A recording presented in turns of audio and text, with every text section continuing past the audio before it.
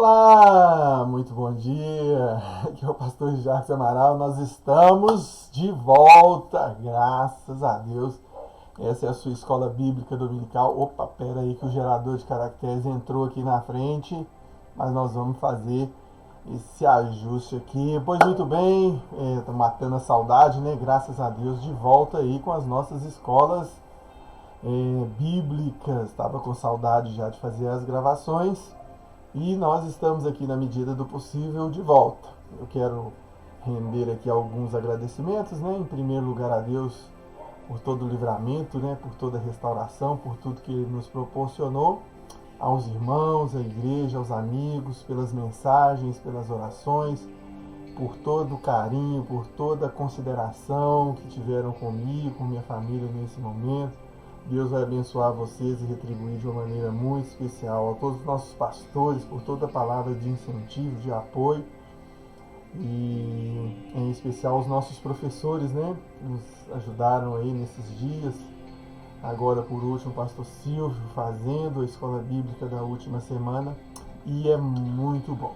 Nós estamos de volta. Fica ligado que a escola bíblica já começou.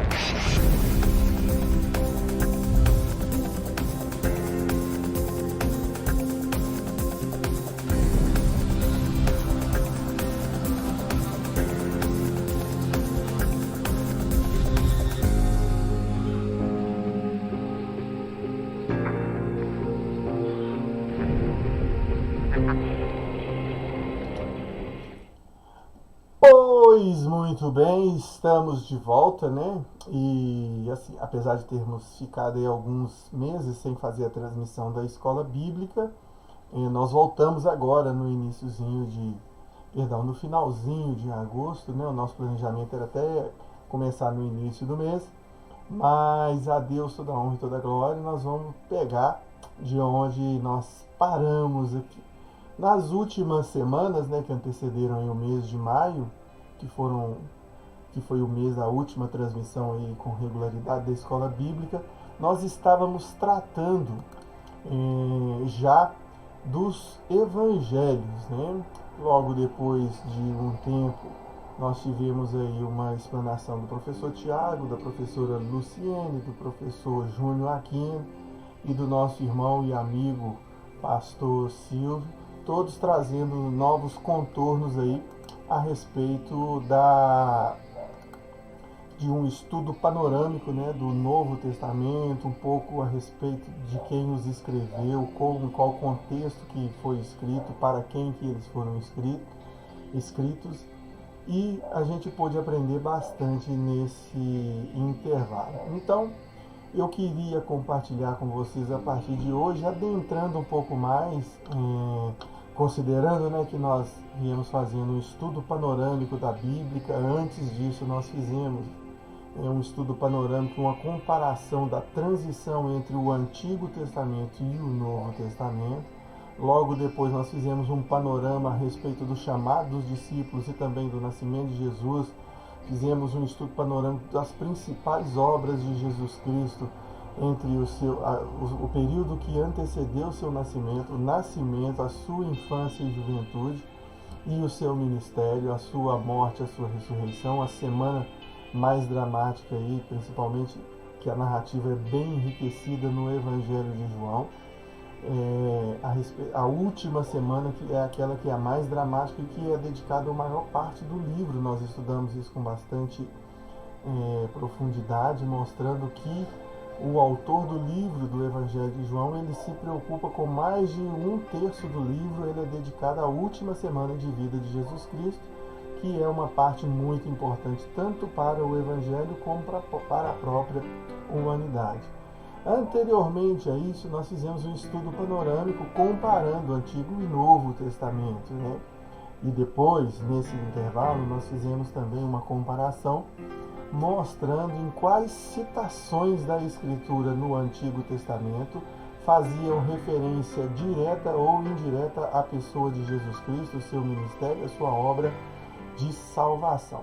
E hoje nós vamos adentrar no Evangelho de Mateus, isso com uma segurança muito boa, porque nós já temos um material bastante interessante e que já nos permite entender que, por livros sinóticos, nós vamos ter semelhança entre os 3 primeiros evangelhos e o estudo de um deles vai ser sempre uma base, um alicerce para que você compreenda também os demais. Então vai ser facilitado porque nós já viemos tratando todos esses detalhes antes de apresentar propriamente dito os evangelhos. E como bem explicou o professor Júnior Aquino e também complementou o professor Silvio, o evangelho de Marcos e Mateus tem tudo para ser os primeiros a serem escritos. O professor Júnior Aquino até chegou a afirmar com alguma segurança que o primeiro evangelho a ser escrito foi justamente o evangelho de Marcos, embora a sua posição topográfica, ou seja, a sua localização no Novo Testamento, tanto na Bíblia do evangélico quanto da Bíblia católica, os cristãos em geral, eles têm essa posição dos evangelhos na mesma estrutura, começando com Mateus, Marcos, Lucas e por fim João, e depois uma continuidade do livro de Lucas, que é o de Atos, que é o Atos dos Apóstolos, que tem o mesmo autor do livro de Lucas, do Evangelho de Lucas. Então esses dois, eles têm os mesmos autores e é basicamente uma continuação do Evangelho. Se você terminar o Evangelho de Lucas e saltar o Evangelho de João e começar a ler o livro dos Atos dos Apóstolos, você vai perceber que ele guarda uma vontade de ter uma sequência na narrativa histórica, na narrativa dos fatos. Tendo dito isso, principalmente em especial a parte que toca ao início do Evangelho, o mais importante de todos eles é que eles apresentam a pessoa de Jesus Cristo, narra o seu nascimento, narra o seu ministério, a sua morte e a sua ressurreição, e acima de tudo é nos evangelhos que nós temos as promessas mais fundamentais. E Jesus Cristo, ele não apenas se preocupou em vir fundar um ministério, um novo tempo para a humanidade, ele também deixou um legado, que é um legado conhecido até o dia de hoje, que é a Igreja do Senhor Jesus, não uma placa denominacional, mas toda vez que nós estivermos reunidos pessoas em torno do nome de Jesus Cristo para anunciar as boas obras, anunciar a salvação, nós temos ali uma igreja, embora nós tenhamos uma estrutura hoje que é digna de louvor pela organização que existe hoje em termos de igreja. Nossos cultos são orientados dessa forma, nós estabelecemos uma homilia, uma liturgia para que nós tenhamos uma organização, e a maioria das igrejas no dia de hoje, tanto evangélica como católica, segue essa organização, embora a gente perceba um ou outro detalhe, um ou outro pormenor nesse meio. Então vamos lá, vamos pegar aqui o livro de Mateus. Nós vamos abrir, o Evangelho de Mateus, trazendo, todos os evangelhos, eles têm a mesma apresentação, a mesma abordagem, a pessoa do Senhor Jesus Cristo, conforme a gente já combinou e já conversou e já discutiu, já estudou. Mas o livro de Mateus, ele vem trazendo Jesus Cristo com um palavreado que é próprio, que ele é singular de cada um dos seus autores. Vocês vão se lembrar bem, e nós sempre debatemos dessa maneira, cada um dos evangelhos, cada um foi escrito com uma finalidade, com um alcance, pelo menos do ponto de vista do público que queria alcançar. Senão você poderia nos questionar por que escrever 4 evangelhos, sendo que um só é o suficiente para contar toda a narrativa. Mas nós vamos entender que um deles foi trazido por uma revelação, que é o Evangelho de João, e vem trazendo detalhes que não foram detalhes possíveis de serem capturados, porque quando você faz uma sinopse, quando você faz um relato, você busca investigação para contar uma história, você vai trazer a percepção daquelas testemunhas oculares ou dos documentos que você possuía. Mas quando você está lidando com uma revelação, você vai receber do Espírito detalhes que não foram revelados, que não foram entregues nas outras propostas nos outros evangelhos. Então, nesse sentido, nós voltamos aqui para o estudo de Mateus e ele apresenta Jesus Cristo como um Messias e dá ênfase para nós todos ter aquele debate de que tudo aquilo que foi discutido no Antigo Testamento, ele não destoa do Novo Testamento, ele não é diferente daquilo que se é apresentado no Novo Testamento. Na verdade, o Novo Testamento ele complementa e vem trazer o cumprimento da palavra que vinha sendo entregue através de cada um dos profetas. E Mateus apresenta o seu livro dessa maneira. Jesus Cristo dizendo, vocês são a luz do mundo, assim brilhe a luz de vocês diante dos homens para que vejam as boas obras e glorifiquem ao Pai de vocês que está no céu. Mateus 5,14. Vem apresentando Jesus Cristo como aquele que vem anunciar a luz. Busquem, pois, em primeiro lugar o reino de Deus e a sua justiça, e todas as outras coisas vos serão acrescentadas. De forma que nós já podemos ter esse entendimento de que Jesus Cristo é, na verdade, o cumprimento de toda a promessa de Deus, e nós vamos continuar. A ênfase especial de Mateus é que Jesus é o Messias predito pelos profetas. Deixa eu ver se eu consigo colocar minha câmera aqui. Isso mesmo. Jesus é o Messias predito pelos profetas. É a respeito da pessoa de Jesus Cristo que os profetas vieram debatendo e discutindo em todo o tempo, informando a cada instante. A cada momento que o profeta proferia, entregava uma mensagem de Deus, ele sempre também trazia com uma promessa da vinda do Senhor Jesus Cristo. O que é muito bom e interessante, porque nós temos essa garantia de que o cumprimento da palavra, ela veio também através de Jesus Cristo, mas em especial, tudo aquilo que vinha sendo dito é uma verdade incontestável. O termo reino ou reino dos céus ocorre com tanta frequência. São 43 vezes que Mateus aborda dessa maneira, né?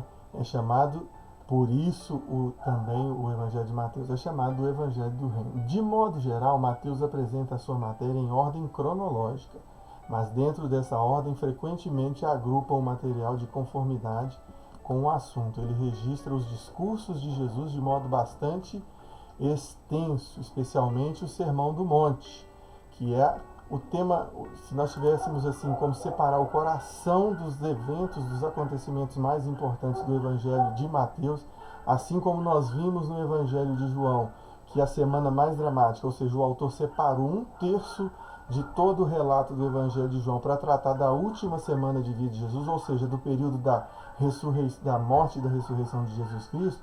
Aqui em Mateus nós temos o ensinamento do Sermão do Monte, né, os capítulos 5, 6 e 7, que vem trazer um discurso de grandes ensinamentos, e depois a outra parte que é complementar e que a gente não vai encontrar com muita frequência, não vai encontrar com muita abrangência, são os capítulos 24 e 25, que fala justamente a respeito do final dos tempos, ou seja, de como aquele que acredita, aquele que tem fé, como que ele deve se comportar, em especial quais são as evidências que vão nortear, que vão mostrar para ele que a vinda do Mestre, a segunda vinda, né, o retorno de Jesus Cristo está próximo.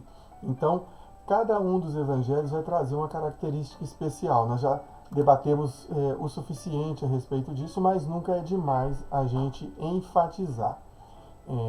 Do ponto de vista do destinatário do evangelho, né, para quem que seria dada a mensagem, qual tipo de linguagem, eu continuo defendendo que o Evangelho de Lucas, por ser uma pesquisa, ele foi entregue para uma pessoa ou para aquela pessoa que possuía aquele título, né, de Teófilo, mas era uma pessoa mais afastada da comunidade judaica e distante do local de onde ocorreram os principais eventos do nascimento, da vida, do ministério, da morte e da ressurreição de Jesus Cristo. No caso de Mateus, nós vamos pegar um livro com grandes ensinamentos, os capítulos 5, 6 e 7 e mais os 24 e 25, além de toda aquela abordagem que vai ser semelhante, que vai ser comum no tema dos demais evangelhos. Esse evangelho não menciona o seu autor pelo nome, mas ele foi aceito como obra de Mateus desde os primeiros pais da igreja,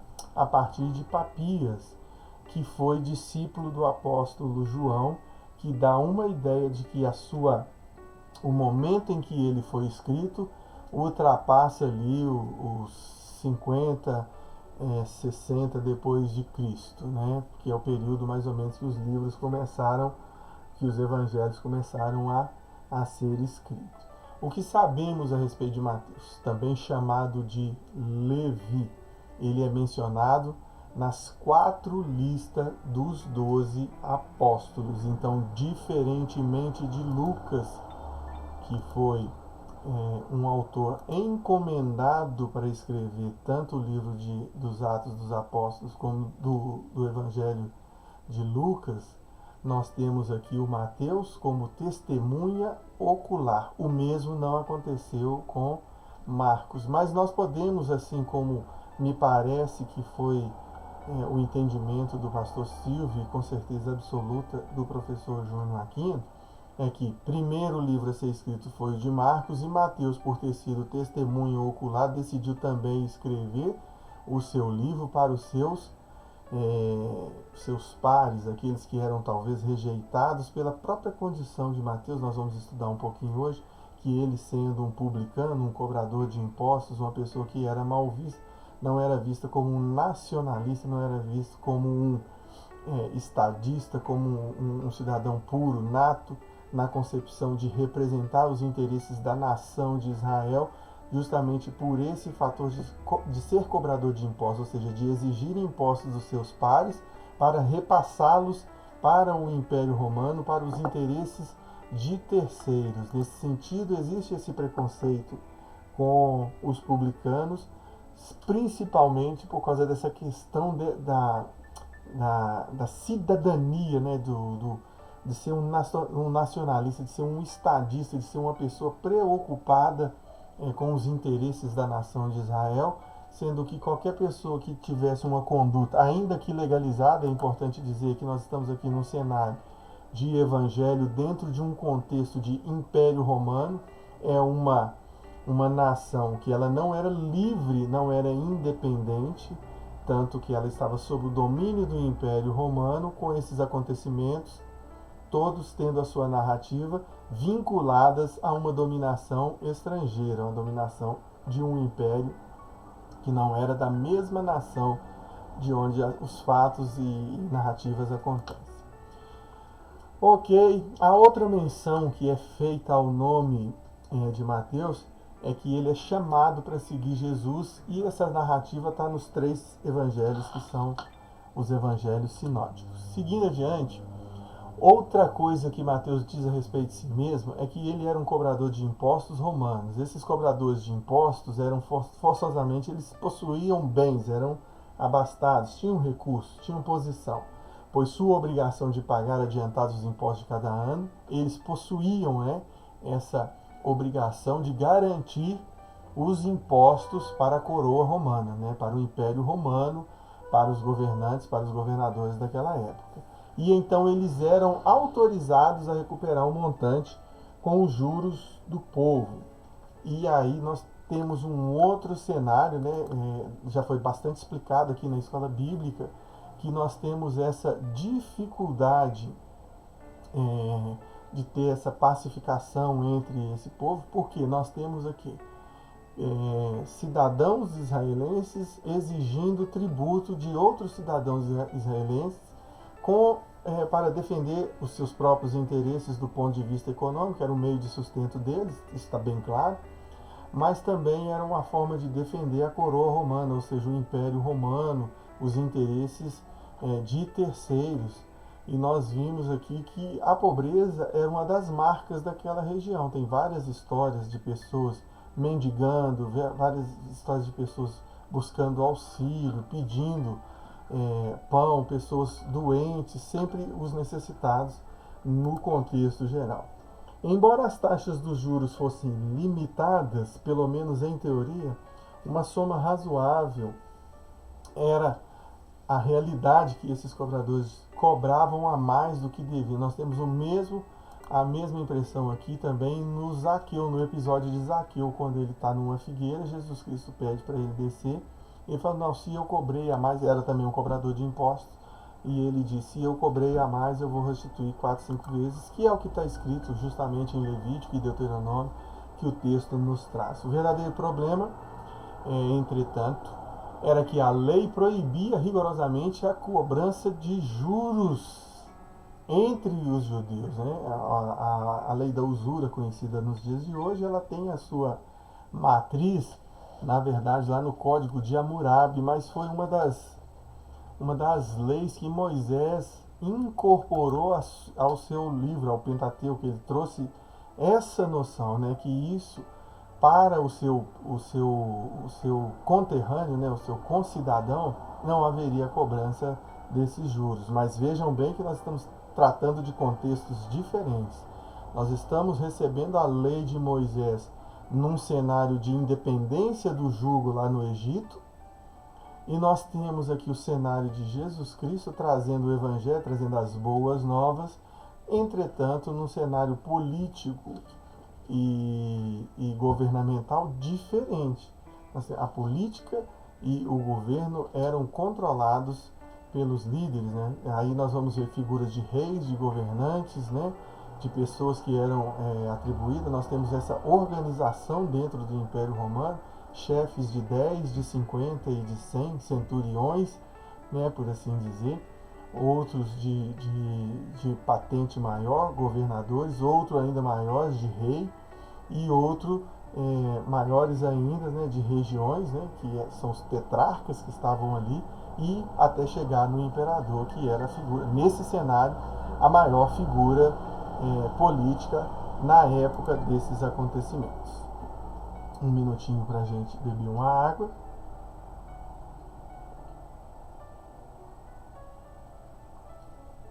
E aqui vem uma crítica que é feita, porque o povo entendia que o cobrador de imposto, ele defendia em primeiro lugar os interesses do império. Você está preocupado em fazer com que o erário romano, né, as finanças do Império Romano estivessem saudáveis, e nesse caso ele antecipava os impostos que eram previstos para cada ano e cobrava depois do povo com os juros e as correções autorizadas dentro de um limite, e viviam com esse conflito com a lei mosaica que os impedia de cobrar os juros dos seus concidadãos.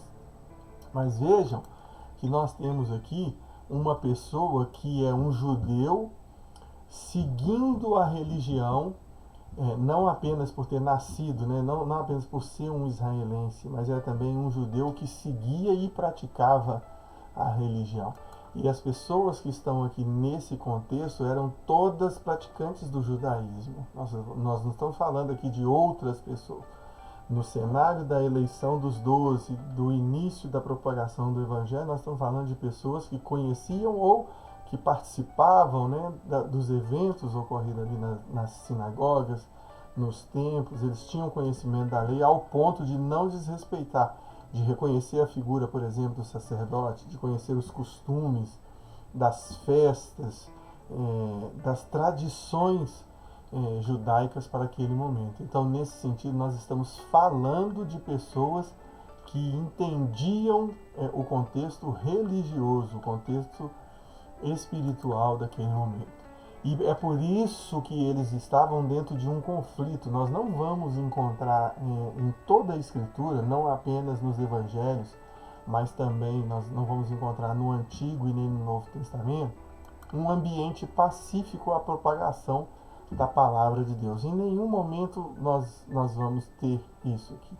Mesmo no deserto, onde Deus trazia a provisão, era um cenário cercado por conflitos entre os líderes, né, Moisés e os sacerdotes, as pessoas que o auxiliavam, os seus principais, né, os seus príncipes que estavam ali o rodeando e o ajudando. No período dos reis, a mesma coisa. No período dos juízes, a mesma coisa. No período dos outros profetas, a mesma coisa. E no tempo de Jesus também, de forma igual, cercado por conflitos de diversa natureza. Às vezes político, e sempre com o viés espiritual, porque sabemos que a raça humana não é um primor no seguir e em obedecer também.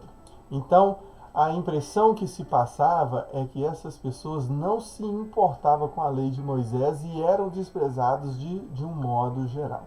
Mas isso era uma impressão, porque existem outros fatores que a gente vai tentar esclarecer no dia de hoje. Então, como cobrador de impostos, Mateus, ou Levi, estava acostumado a manter registros. E ele foi companheiro pessoal de Jesus na maior parte do ministério espiritual público, né, de Jesus Cristo. E por que isso? Por que é favorável? O texto vem corroborar o que a gente já trouxe de entendimento na abertura dessa aula de hoje. O que é? Mateus testemunha ocular. Ele foi chamado por Jesus Cristo para compor, né, o grupo dos 12 primeiros discípulos que estavam acompanhando, aprendendo com ele ali, ou reaprendendo, ou recebendo a nova e correta interpretação das Sagradas Escrituras. Então, o que facilita a didática e a forma de exposição de Mateus é porque ele, por já ter o hábito de manter os registros, porque ninguém vai cobrar sem saber de quem cobrar e qual o valor a ser cobrado, não é isso mesmo? Então ele tinha por hábito fazer as suas anotações, o que favorece para as escrituras do Evangelho. Lucas nos conta que Mateus ofereceu um grande banquete a Jesus e abriu mão de tudo a fim de seguir o Mestre, mas Mateus, no seu Evangelho, nem sequer acredita a si mesmo essa atitude. Nesse aspecto, nós estamos vendo aqui uma genuinidade, isso, uma autenticidade na conversão de Mateus. Ele realmente foi convertido. Ele realmente aceitou a seguir Jesus Cristo.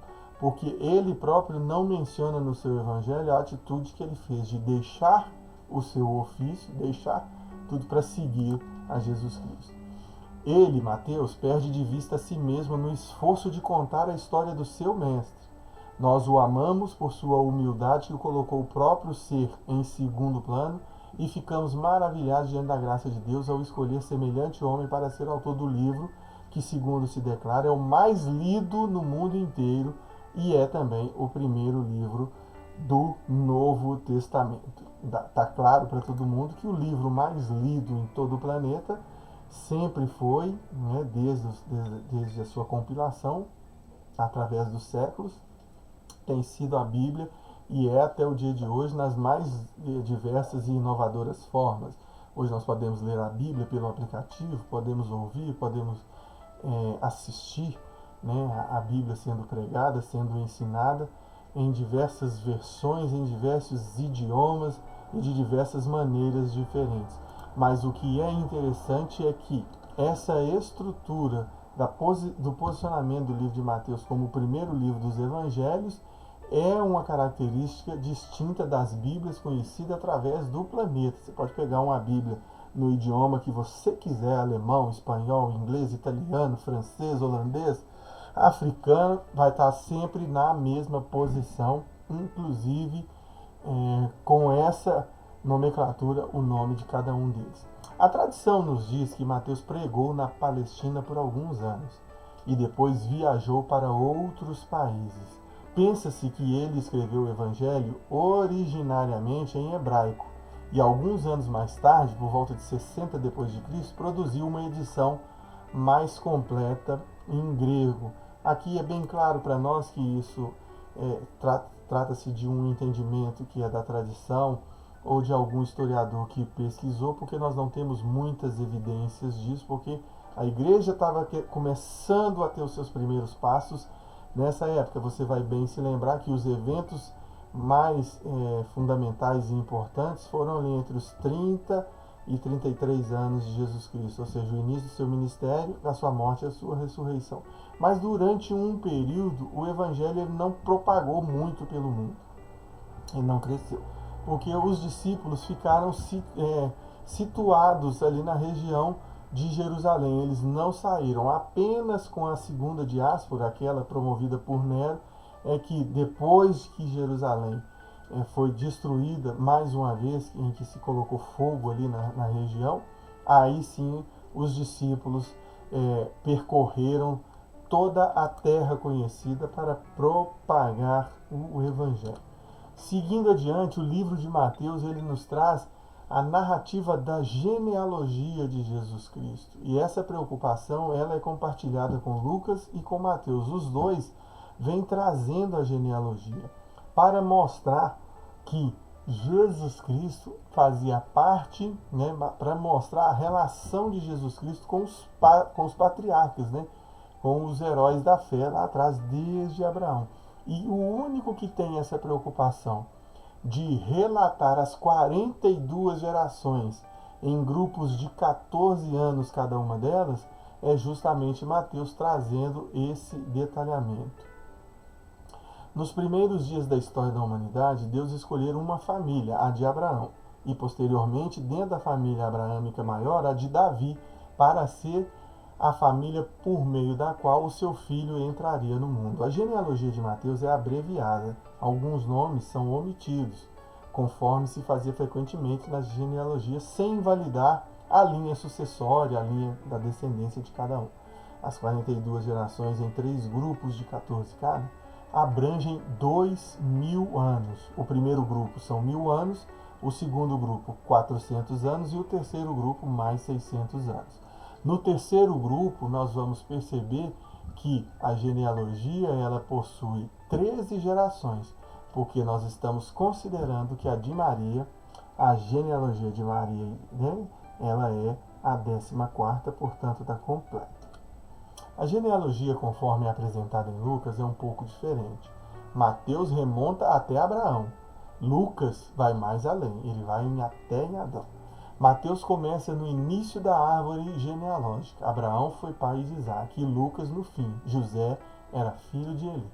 Então aqui nós podemos ver que um começou de determinado ponto de início até o final e o outro começou do final até o ponto de início. Aqui nós vamos ver que, na verdade, a genealogia de Lucas ela é a mais completa, mas nós devemos lembrar, até mesmo fazendo uma leitura dos números e principalmente ali onde tem uma espécie de recenseamento que vem falando o nome de cada família, que muitas foram ocultadas, mas isso não quer dizer que se perdeu algum ponto da linha sucessória. Na verdade, alguns nomes foram omitidos, mas sem que a sua família fosse completamente esquecida, que o mais importante nesse caso é a família, é a descendência. Entre Davi e Jesus, eles apresentam linhagens separadas de descendência, que são iguais somente nas pessoas de Salatiel e Zorobabel. A opinião comumente aceita é que Mateus cita a linhagem de José e assim demonstra que Jesus é o legítimo herdeiro das promessas feitas a Abraão e a Davi, e que Lucas cita a linhagem de Maria, demonstrando a descendência física de Jesus, que como homem era descendente de Davi, e essa explicação ela fica bem clara lá em Romanos 1:3. A genealogia de Maria, de conformidade com os usos judaicos, seguia a do marido. José era filho de Eli, ou seja, genro de Eli. Jacó foi o pai de José, Mateus 1:16. Essas genealogias são registradas com mais detalhes em 1 Crônicas, de 1 até o 9. Elas formam o arcabouço da história do Antigo Testamento, veterotestamentária ou Velho Testamento, se assim você preferir. Guardados cuidadosamente no decurso de longos séculos de mudanças e de reviravoltas, elas preservam uma linhagem familiar por meio da qual uma promessa foi transmitida ao longo de mais de 4.000 anos, fato que não tem paralelo em toda a história universal.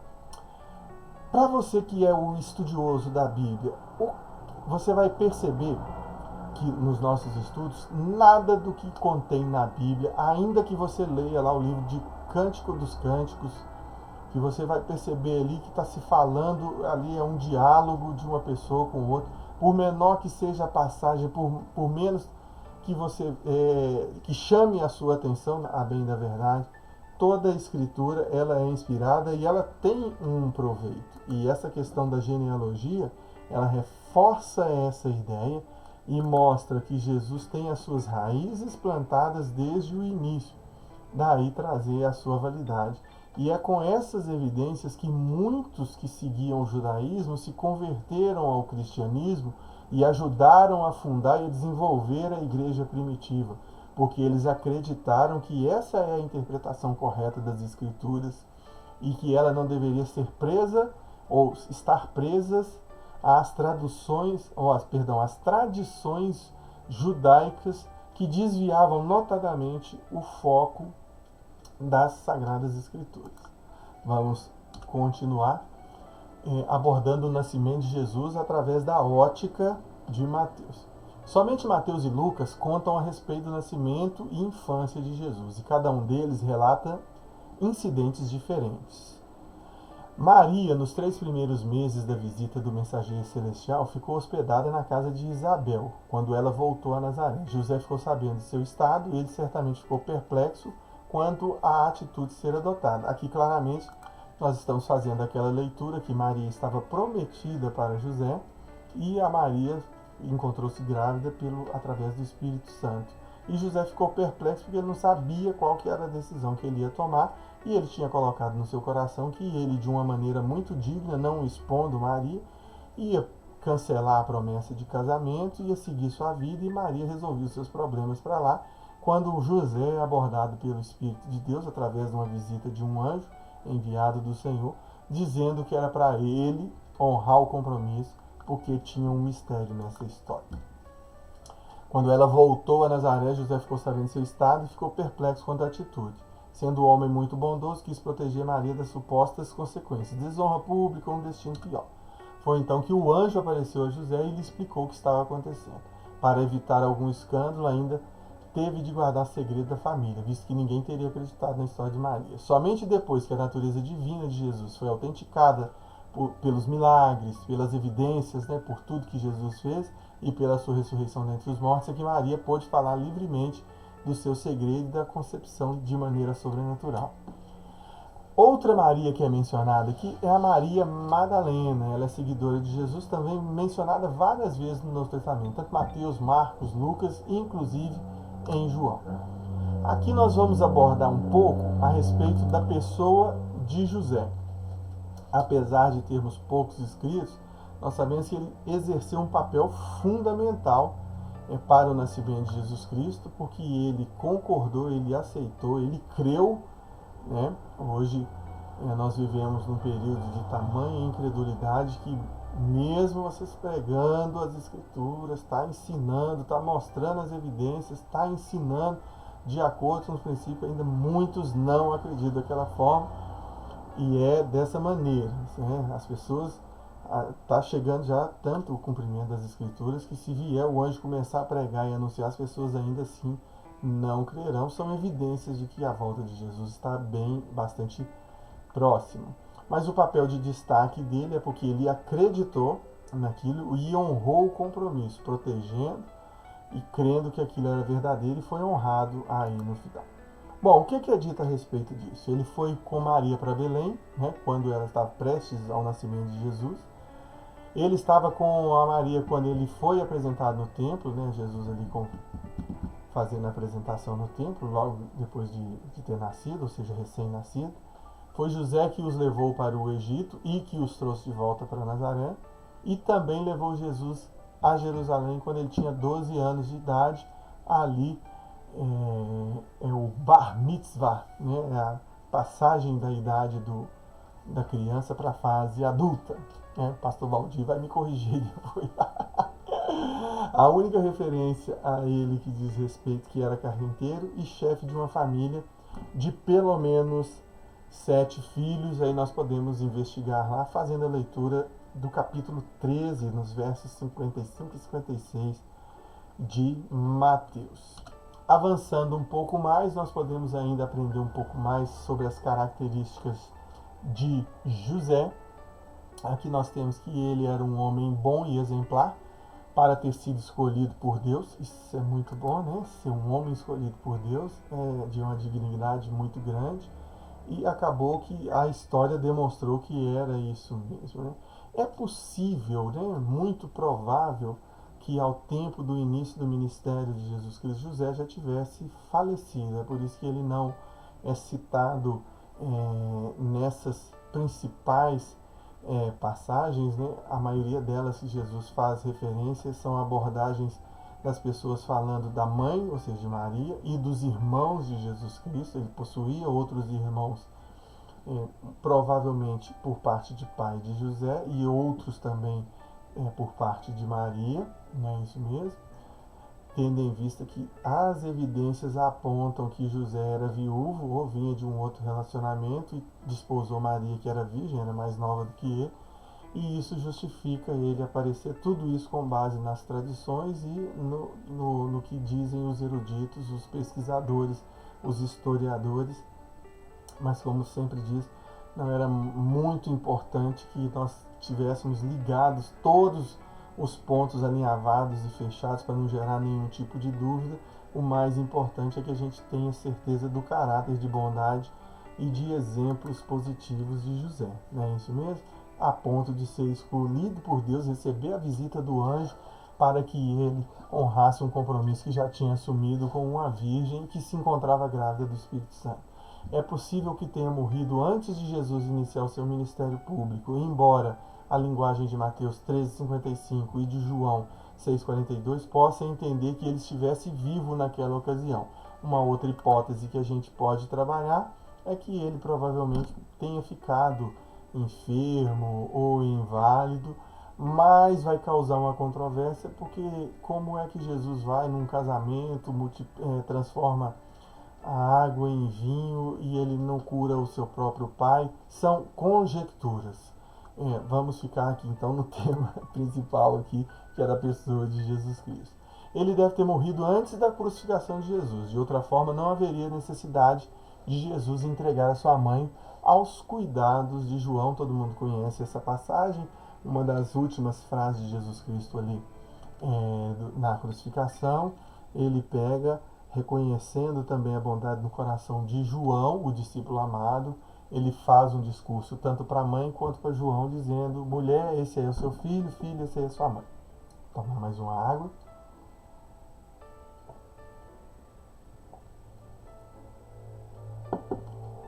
E avançando, aí nós vamos falar propriamente dito. Nós falamos de Maria lá no nascimento de Jesus, mas nós vamos falar propriamente de Maria agora num capítulo separado para ela. Depois das histórias do nascimento de Jesus e da sua visita a Jerusalém aos 12 anos de idade, bem pouco se diz a respeito de Maria. Mas, de acordo com Mateus, ela foi mãe de pelo menos 6 filhos além de Jesus Cristo. Foi por sugestão dela que Jesus transformou a água em vinho lá nas bodas de Caná, sendo esse o primeiro milagre registrado pelo Evangelho do apóstolo João. Posteriormente, a menção de ela tentar chegar até ele no meio da multidão. As palavras de Jesus naquela ocasião indicam com clareza que o grau de parentesco que ela possuía com ele não conferia para ela nenhuma vantagem espiritual especial. Eu vou pedir para vocês investigarem esses versículos de Mateus 12:46, Marcos 3:31 e Lucas 8:19, mas para que vocês, vamos fazer o seguinte, mas para que vocês não confundam, né? Vamos colocar aqui a nossa propaganda, né? Isso mesmo. Daqui a pouquinho tem culto, hein, gente? Vai lá que nós vamos estar firme e forte lá, na parte da manhã. E de noite também. De noite nós teremos culto também. Então, o que acontece? Aquele discurso, aquelas palavras proferidas, parece que Jesus está tratando, lidando com a sua mãe com certa indiferença, e algumas pessoas poderiam até entender que era um desrespeito. Mas vocês devem entender que a forma como Jesus se dirige à sua mãe, em momento algum, é desrespeitosa. Por quê? Nós estamos dentro de um cenário em que Jesus está exercendo o seu ministério. Naquele mesmo momento, as multidões estão aglomeradas e Jesus ele não está abrindo mão da sua autoridade e nem da sua humildade enquanto filho. Portanto, ele vem dizendo e honrando a sua mãe. Mas ele é simplesmente direto em dizer que o momento era inapropriado para ter ali conversas relacionadas ao trato familiar. É só isso que ele está dizendo. na hora que está exercendo o seu ministério, ele está, na verdade, se dirigindo à sua mãe de forma respeitosa, entretanto de forma direta, mostrando que existe uma clareza e uma separação da relação de parentesco com a relação ministerial que ele estava trazendo aí. E por que isso, gente? Porque nós estamos vivendo aqui num cenário que é patriarcal, vocês concordam comigo? O chamado dos discípulos envolveu 12 homens, não tinham ali mulheres chamadas para serem discípulas propriamente dito. Ali era um embrião, era um início, Jesus estava desenvolvendo o ministério, e para que o seu evangelho, a sua mensagem alcançasse, ele não confrontou nesse aspecto de colocar mulheres à frente do trabalho naquele momento que ele estava ensinando. De maneira alguma isso quer dizer que nós não devemos ter mulheres exercendo papéis dentro da igreja. Nunca, distante de mim. Aquele que estiver fazendo a obra, as próprias palavras de Jesus Cristo corroboram esse entendimento, né? Jesus está dizendo, ele está contra nós? Não, então ele é a nosso favor, está em favor do reino. E Jesus Cristo está fazendo separação muito clara aqui entre o seu ministério espiritual e a sua relação de parentesco com sua mãe, sem ser desrespeitoso, mas sendo bastante direto e incisivo. Maria esteve presente na crucificação. E aqui vem um outro aspecto, não é isso mesmo? Jesus Cristo estava ali sendo publicamente crucificado. Nesse momento, ele ainda exerce a autoridade dele, e só faz isso quem possui essa autoridade, e indica para João, João, eis aí a sua mãe. Maria, minha mãe, esse aí, o seu filho. Pedindo para que ele tivesse esse cuidado. E não foi desrespeitoso em momento algum por fazer isso. E nesse momento foi apropriado porque a morte de Jesus Cristo, ela simboliza o encerramento de um ciclo, assim como a sua ressurreição inicia um novo ciclo.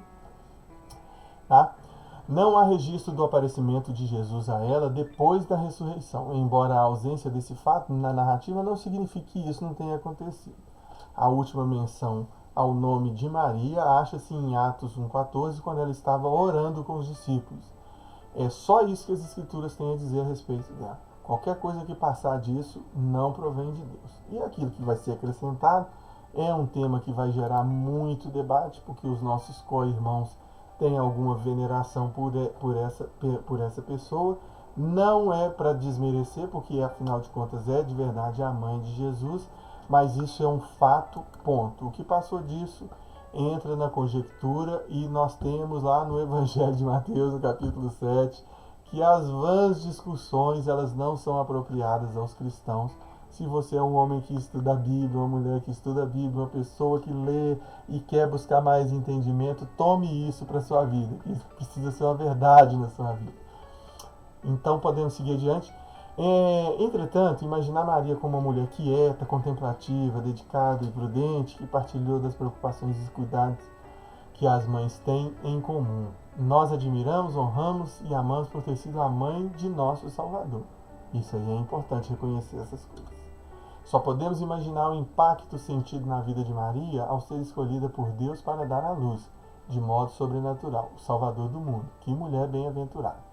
Quem foram os irmãos e irmãs de Jesus Cristo mencionados? Tá. O significado claro e singelo é natural nesses textos que eles eram os filhos de Maria e José. Essa é a opinião geralmente sustentada por todos os eruditos, ou pela maioria deles, os eruditos da Bíblia. Só um instante. Pronto, chegamos aqui. Agora nós vamos inaugurar uma nova passagem, que é a visita dos magos, né? Que os magos vão para contemplar o nascimento de Jesus Cristo. Isso deve ter ocorrido no período em que Jesus tinha entre 40 dias e 2 anos de idade. A narrativa está em Mateus 2,16, e também ela é narrada por Lucas no capítulo 2, do 29 até o 39.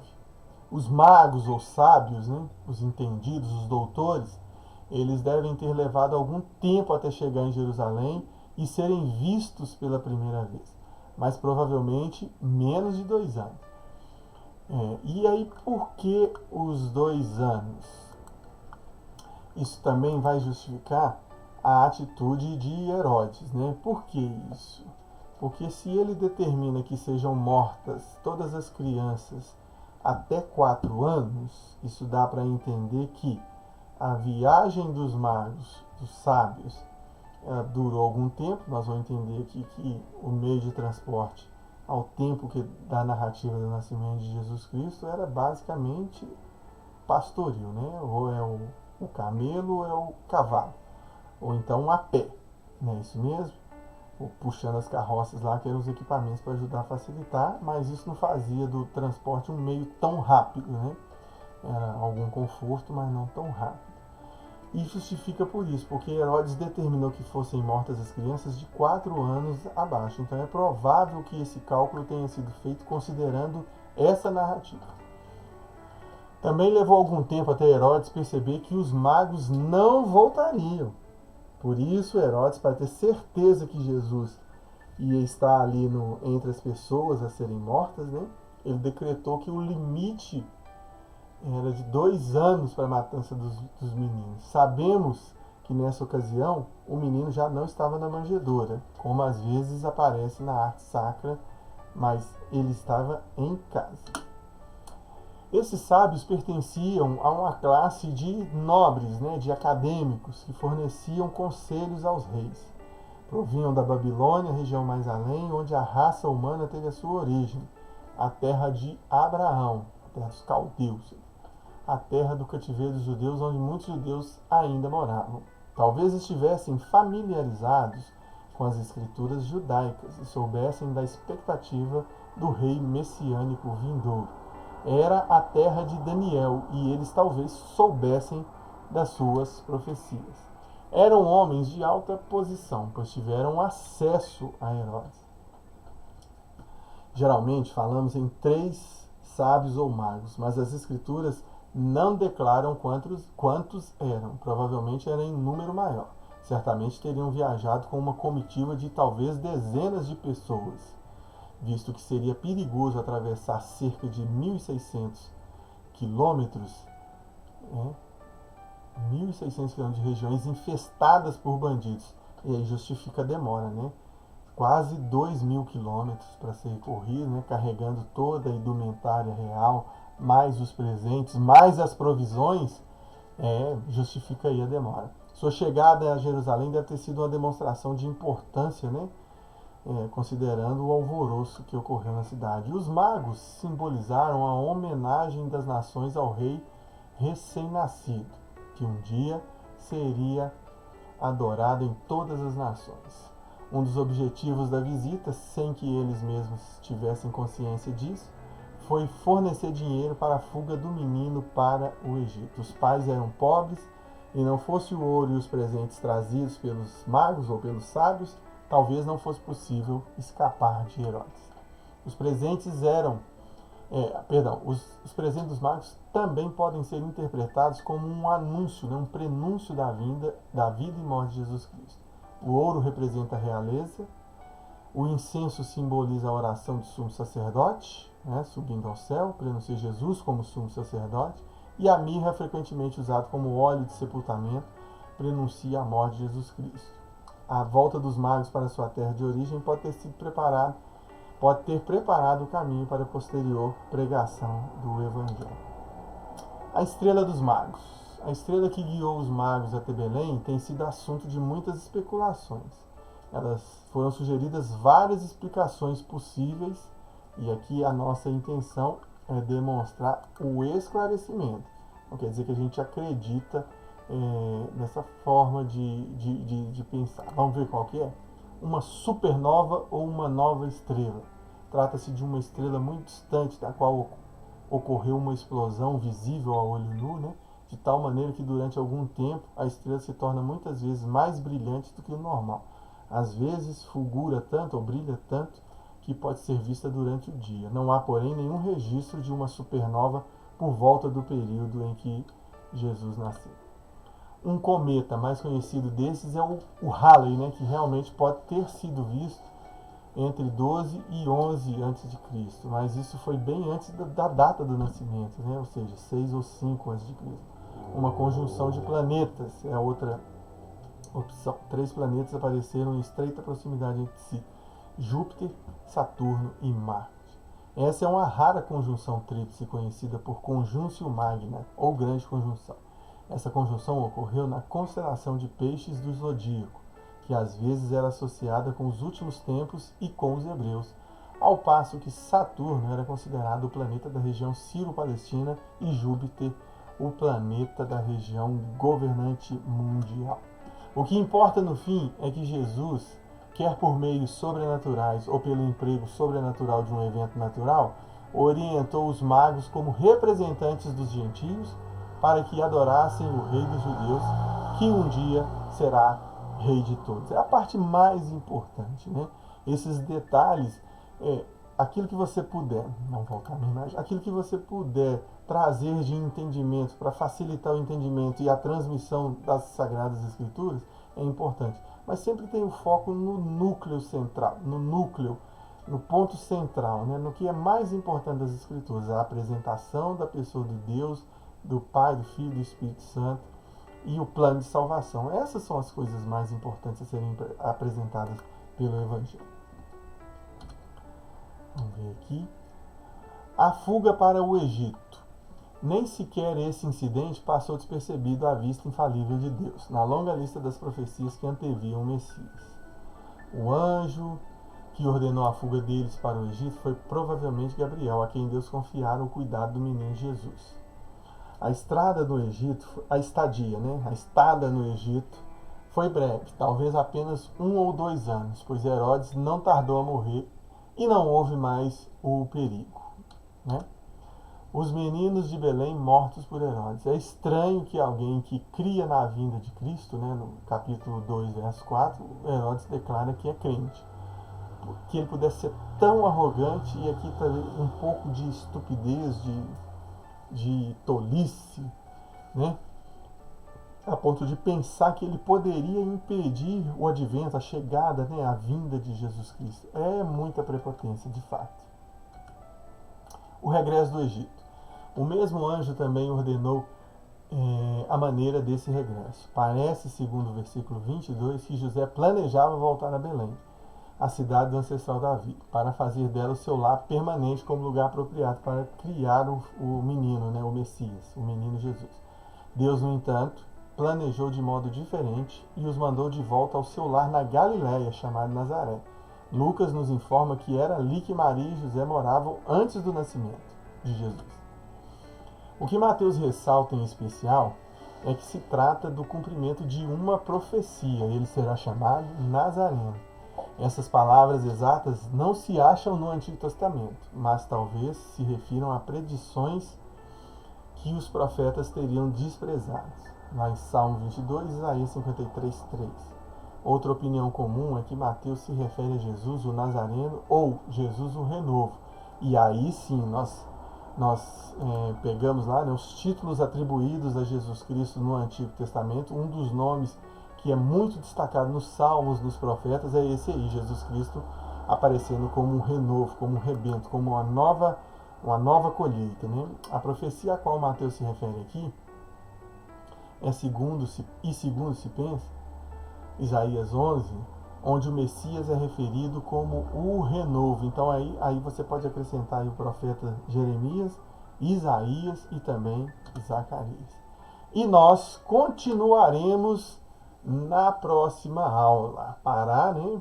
Porque temos o culto daqui a pouco, temos o culto à noite e foi realmente um prazer estarmos de volta aqui. Então, até a próxima semana e tudo de bom para todos vocês. Fiquem com Deus e até o domingo que vem.